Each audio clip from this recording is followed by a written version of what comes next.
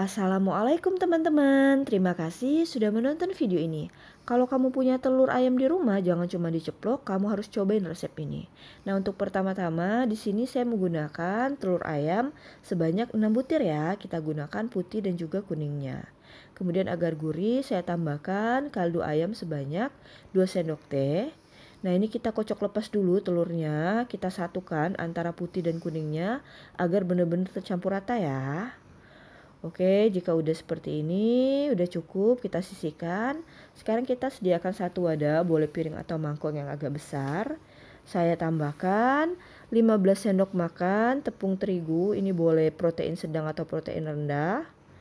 Nah, kita masukkan semuanya 15 sendok makan. Kemudian di sini kita tambahkan lada sebanyak 1 sendok teh.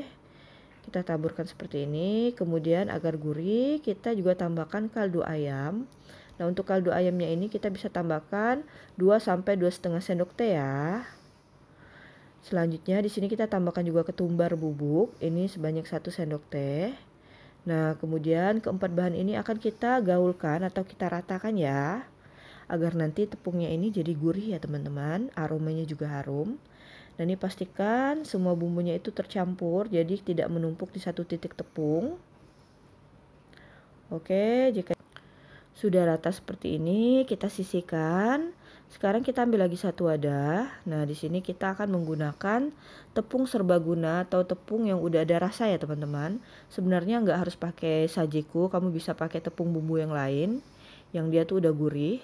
Nah, di sini saya menggunakan sebanyak 1 bungkus tepung serbagunanya. Nah, ini kurang lebih sebanyak 220 gram ya teman-teman kita gunakan.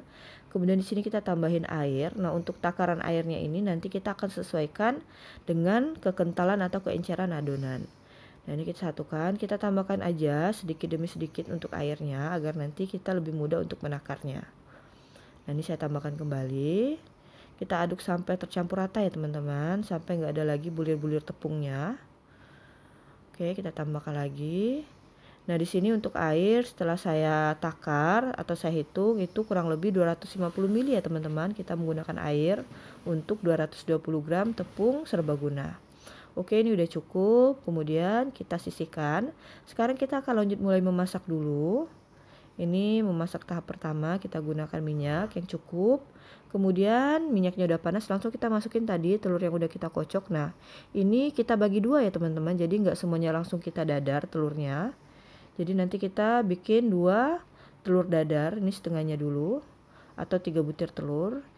Kita gunakan api kecil aja agar nanti matangnya sempurna dan dia itu nggak mudah robek ya teman-teman.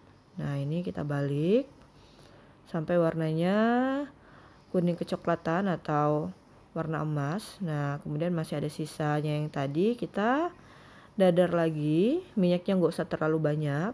Nah, ini sama, kita gunakan api yang nggak usah terlalu besar agar nanti hasilnya juga bagus.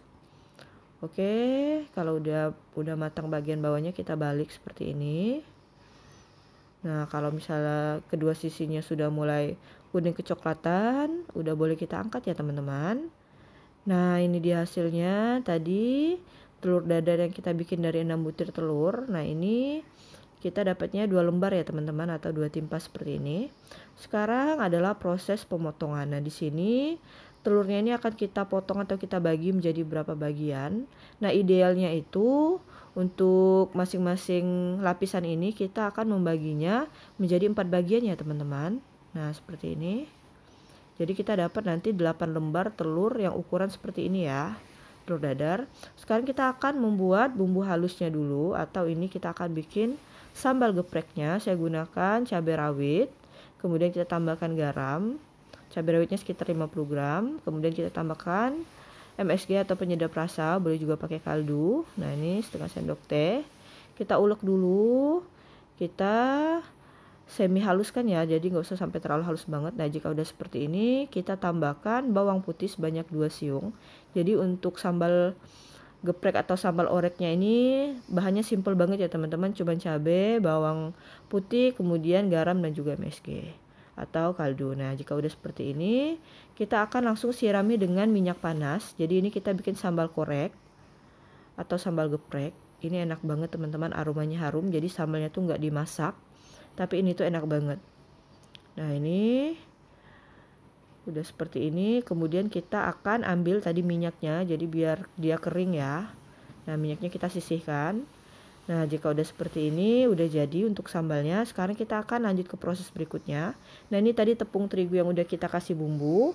Kemudian ini tadi tepung serbaguna yang udah kita cairin atau kita bikin pasta. Kita celupin dulu tadi telur dadarnya ke dalam tepung serbaguna yang cair. Nah kita celupkan seperti ini ya, semuanya basah. Kemudian jika udah seperti ini langsung kita pindahkan ke dalam tepung terigunya.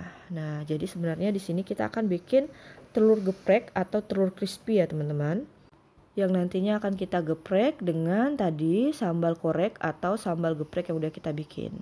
Nah, ini kita balurkan semua tepungnya secara merata ke bagian sisi telur yang basah dengan tepung serbaguna. Nah, jika udah seperti ini, udah cukup ya teman-teman. Kalau kamu mau lebih crispy atau lebih banyak tepungnya, kamu bisa melakukan pencelupan 2 kali.